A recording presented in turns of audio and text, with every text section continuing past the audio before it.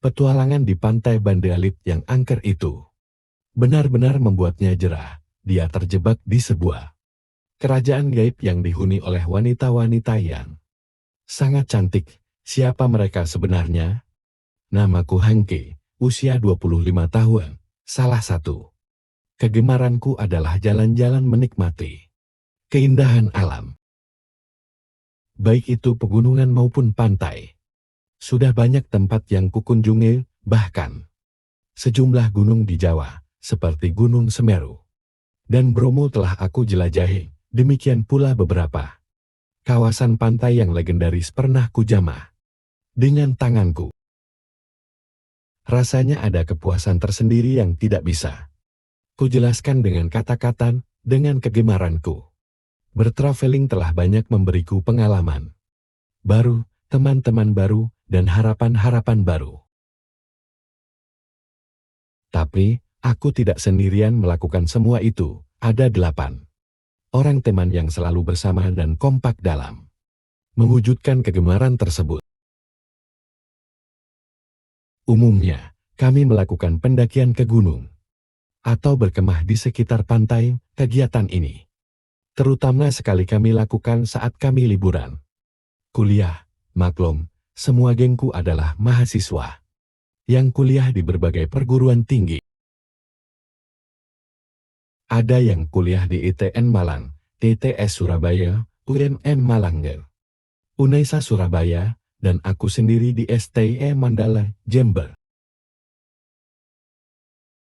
Suatu kali, kami mengadakan plesir ke pantai Banda Alit. Hampir semua orang tahu kalau pantai yang satu ini masih perawan dan penuh dengan misteri. Di samping jarang dirambah orang, pantai Banda Alit beserta hutannya dihuni oleh manusia-manusia kerdil yang sulit dilacak keberadaannya.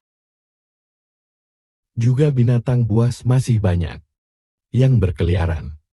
Sebagai orang-orang yang masih berjiwa muda, kami tertantang untuk menaklukkan keganasan pantai Banda Alit. Dengan diantar beberapa petugas dari Perum Perhutani, kami menelusuri hutan yang masih perawan lewat jalan setapak, hutan lindung. Ini ternyata memang benar-benar sangat lebat dan belum terjamah oleh tangan-tangan kotor. Bunga anggrek banyak bertebaran di atas batu, pohon, dan di lereng-lereng bukit dengan berbagai aroma dan warna yang sangat indah sekali. Sayang, petugas perhutani dan pelindung alam melarang kami memetik anggrek tersebut. Hampir setengah hari kami berjalan naik turun bukit. Karena saking lebatnya pepohonan, sinar matahari tidak bisa menerobos tubuh kami. Sesampainya di bibir pantai, kami segera memasang tenda, karena hari memang telah petang. Setelah itu, kami santai menikmati petang dengan minum kopi hangat dan makan mie instan. 3 jam kemudian, malam tiba. Anak-anak ada yang main kartu di dalam tenda. Ada juga yang memancing sambil duduk-duduk di atas batu karang. Kebetulan sekali, malam itu purnama bersinar sempurna. Rasanya damai sekali berada di tengah-tengah alam yang masih asri. Karena keadaan alamnya yang demikian permai. Kami betah berkemah di lokasi pantai ini. Namun, sewaktu memasuki malam ketiga, aku mengalami suatu keanehan yang sulit diterima nalar. Malam itu, sekitar pukul 12 malam, aku tidak bisa tidur. Kulihat di sisi kiriku Amal tertidur dengan pulas. Kulihat pula di sisi kananku Andi juga tertidur ngorok. Karena kesal sendirian, perlahan-lahan aku keluar dari tenda. Entah kenapa, betapa takjubnya aku melihat pemandangan alam dan air laut yang mengkilat diterpa sinar rembulan. Ya, malam itu aku berdiri sendirian menghadap laut. Lapas, angin malam benar-benar terasa segar dan tenang. Ombak pun berdebur ramai, menghadirkan irama alam yang menyegarkan pikiran. Namun, laut yang semula tenang, tiba-tiba berubah. Seperti mengamuk, ombak datang bergulung-gulung. Menjilati pantai Bandalit, disertai gemuruh angin. Semula ramah, namun kini berhembus tak tentu arah. Tapi yang jauh lebih aneh adalah diriku, entah bagaimana, aku tidak merasa takut atau panik. Dengan perubahan alam yang sepertinya marah. Itu, malahan, aku tetap saja asyik duduk-duduk. Menikmati kebesaran sang pencipta alam. Dari jarak sekitar 100 meter, kulihat tenda yang dihuni teman-teman, tidak ada yang terbuka, pertanda. Semua penghuninya masih tetap tertidur pulas. Sementara itu, gulungan ombak yang menghampas. Pantai semakin mengganas. Bahkan, tiba-tiba, suasana pantai jadi mendung dan gelap, tak ada sinar purnama yang semula permai, sementara cahaya yang nampak di pantai itu hanya lampu listrik. Baterai dari dalam tenda teman-teman yang terlihat berkelap-kelip di kejauhan. Aku sendiri tidak tahu siapa saja yang masih di pantai selain diriku, namun aku sendiri saat itu tidak memperdulikan hal itu, yang terpikirkan hanya menikmati malam. Deburan ombak pantai masih terus bergulung-gulung, seperti alunan musik memecah kesunyian malam. Ketika asyik menikmati suasana sekitar, mendadak aku dikejutkan oleh suara yang sangat asing di telingaku. Suara itu seperti langkah kuda yang menarik kereta diiringi gemerincing kelintingan yang biasanya menghiasi leher kuda. Secara refleks, aku memalingkan wajah ke arah laut. Lepas tempat asal suara aneh itu muncul kembali. Aku merasakan keanehan wujud kereta dan kuda. Tidak ada, yang kulihat hanya deburan ombak yang menyapu pantai. Setelah itu, kembali suasana menjadi sunyi dan sepi.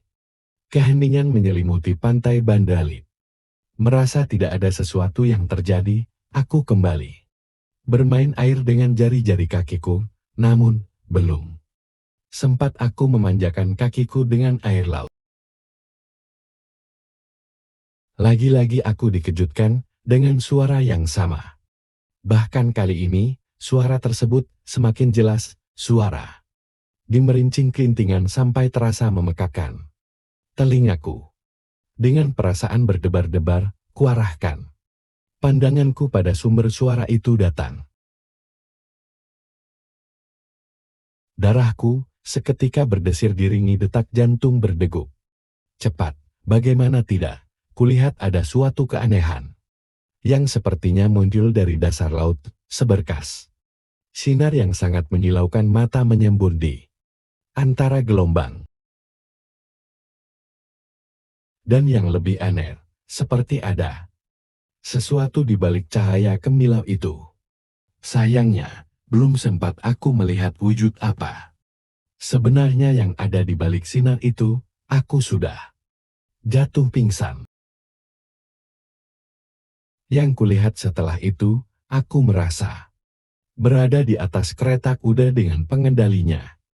Seorang wanita cantik, sementara itu di samping kiri dan kanannya ada beberapa wanita yang sepertinya turut menjagaku. Aku berusaha berontak dan berteriak, tapi aku tidak bisa mengeluarkan suara, hingga akhirnya aku pasrah. Tidak lama kemudian, pemandangan yang kulihat benar-benar membuatku terpesona dan keheranan. Kereta berhenti di suatu tempat yang sangat terang dan indah. Orang di sekelilingku hampir semuanya wanita dengan pakaian ala kerajaan, ada juga kaum lelaki, tetapi mereka selalu di belakang para wanita itu, dan mereka selalu siap menunggu perintah. Setelah lama berada di ruangan yang sangat indah dan sulit digambarkan itu, tiba-tiba muncul seorang wanita bermahkota. Sepertinya wanita ini adalah pemimpin dari para wanita yang membawaku. Dengan tatapan matanya yang tajam, namun kurasakan sejuk saat beradu pandang, wanita itu angkat bicara memberi tawaran padaku. Cah bagus, maukah kamu menjadi suami dari anak-anakku yang cantik-cantik itu? Kalau kamu mau, aku siap memberikan harta kekayaan yang melimpah padamu. Aku tidak segera menjawabnya, memang, kulihat ada sekitar 10 wanita cantik yang duduk berjajar di belakang wanita bermahkota itu, dan rasanya aku tidak mungkin menikahi wanita-wanita cantik itu sekaligus. Dengan halus aku menolak. Mentah-mentah permintaan konyol itu. Dalam benakku berkecamuk, pikiran yang susah diterjemahkan, karena aku masih merasa sangat aneh, meski beberapa kali aku dibujuk agar mau mengawani 10 wanita cantik tersebut, aku tetap bersikukuh dengan pendirianku.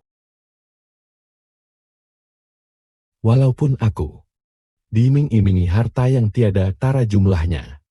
Karena aku tetap menolak, tiba-tiba aku ditendang. Bahkan kemudian dicambuk oleh wanita-wanita cantik tadi.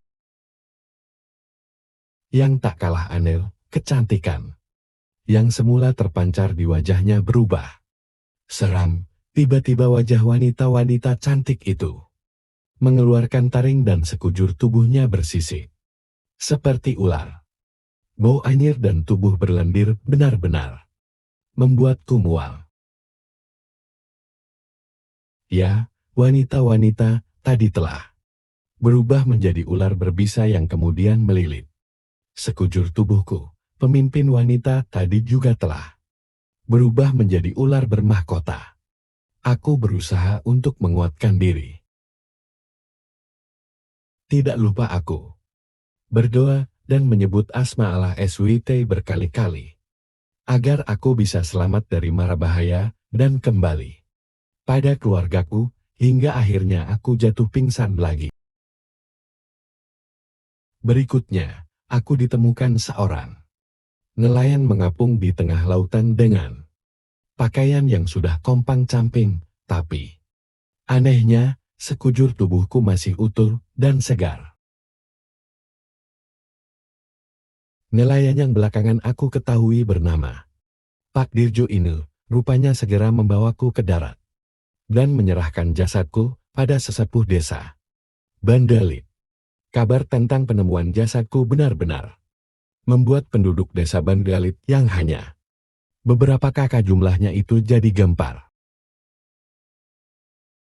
Begitu juga dengan kedua orang tuaku yang segera dihubungi oleh polisi setempat. Teman-teman yang ikut pergi bertraveling juga turut serta datang satu mobil dengan kedua orang tuaku. Kejadian ini benar-benar luar biasa sekali. Sebab, bagaimana mungkin jasadku tetap utuh bila mengapung di tengah laut selama 1 minggu. Ketika aku siuman dari tidur panjang yang aneh itu, aku pun benar-benar merasa takjub atas kejadian ini. Bagaimana mungkin aku bisa hidup mengapung di atas air laut selama seminggu, dan perasaan aku hanya sebentar tertidur? Kamu tidak usah bingung. Dunia gaib dan alam nyata memang sangat berbeda, yang patut kita syukuri.